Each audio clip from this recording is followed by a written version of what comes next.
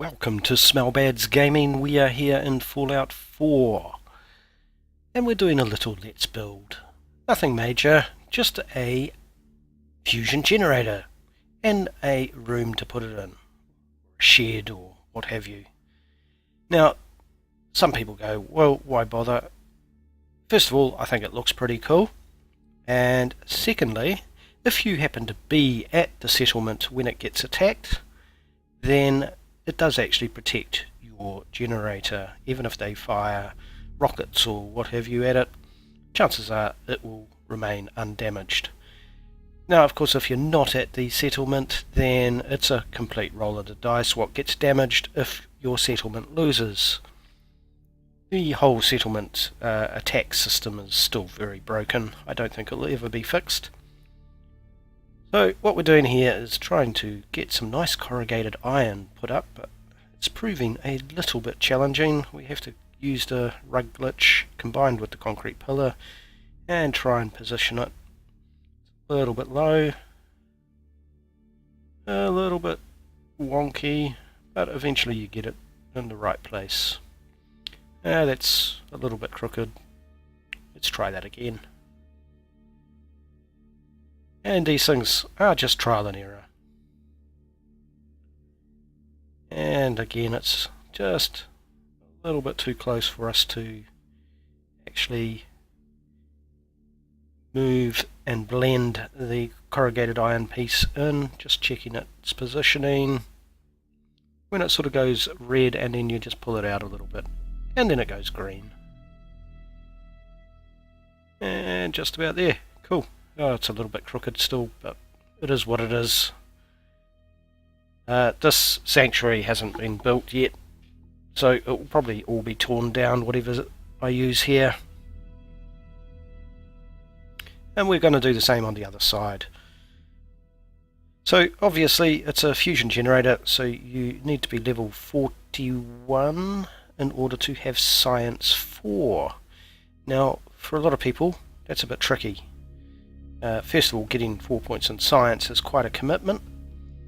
Now, there are mods, I believe, that can prevent you from needing the prerequisites and so on for perks and so on. I don't use them, even though Fallout 4 on the PS4 now has some mods, but not in this case. We're not going to use them. And here we are, just trying to put an end cap on with the two end pieces from the wooden construction tab. It can be a bit tricky, again, trying to get it at the right height and the right position. But it's just a matter of trial and error. Sometimes you just have to tweak things a little bit. It's going all over the place. And now normally this I had quite a few problems doing this. Normally it wouldn't take anywhere near as long as it has. One of the reasons I've got it at 3 times speed. Normally I could chuck this together in 10 minutes, but I don't know. I was having a smeg head moment. It just wouldn't work. As you can see, I've had to redo some things a couple of times just because of positioning. And we'll just flick that thing around, make it a little bit easier for us.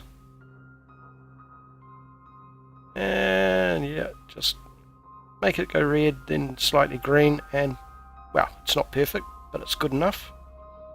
Rid of all these things. Now we need a roof on it, and there's a cool little trick here. You've probably seen it before. If not, you'll be learning something. Now, for those of you that don't have 4 science, I will also be doing a video on using the small generators, exactly the same concept as this. In fact, it uses about the same amount of space, because this is generating 100 power, obviously. Whereas the small generators, a lot of people go, oh, they only generate 3. But yes, they take up such small amount of space.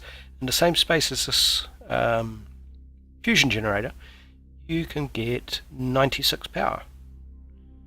Very easily. In fact, you could get more if you don't mind the fact that things are overlapping a little bit.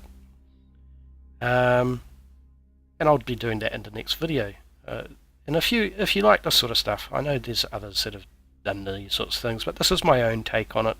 I like doing stuff like this, and I figured it would be nice to share. So we're just going to now position the whole thing, which is the great thing about the concrete column, I should say. And we're going to stick it over here against the wall. Then I forgot, when I'm doing this sort of stuff, I always like to put one of these power pylons on top. And I know there's one sticking out, but you'll see in a minute why I've done this. Because trying to actually get it to connect can be a little bit tricky. But now we've got that on top, we just drop it again. Yes, speakhead moment again. And we position it over here. Of course you can move it anytime you want, just pop inside. It's way inside the building, so we need to pull it quite far out. Yep, that's good enough. And you can see that there's the place where the fusion core goes. Oh, and that's why I put that thing on first. It means that now I can send that power anywhere. And it looks quite cool, I think, sticking out of the top of the building like that. So we're just going to glitch this junk wall in, just to give it a little bit of texture and make it look a little bit more realistic, that it's actually supported by something. Oh dear. Yes, sometimes they just don't want to go where you want them to. I don't know, it happens mostly to me in Sanctuary. It's all about where you put them. So we'll just do that, put it in there, and yeah, it's done basically. So if you've enjoyed this little video on building a container type thing for the fusion power, do hit that like, and remember to hit subscribe for more content like this. Thank you very much.